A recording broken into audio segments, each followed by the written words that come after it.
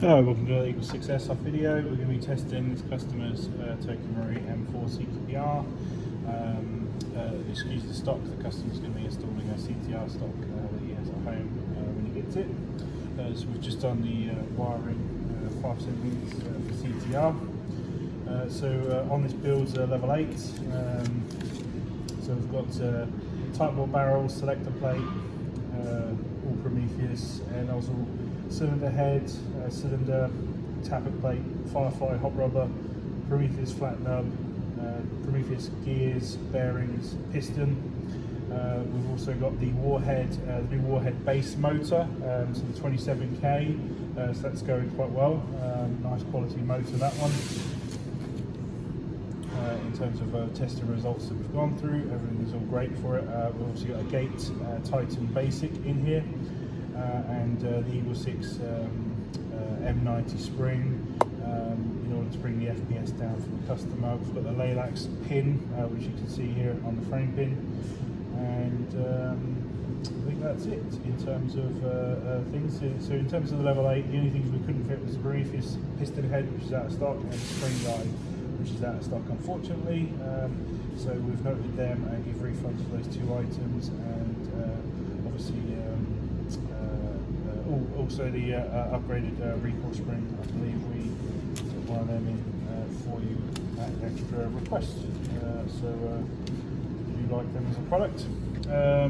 So yeah, ready for test now. FPS wise, it's 330 on 0.2s and 257 on 3.2s as requested, to be down the 330 territory. And obviously we've set the hop up for 65 metre range and range tested, and it passed for that. Rounds per second is about 14.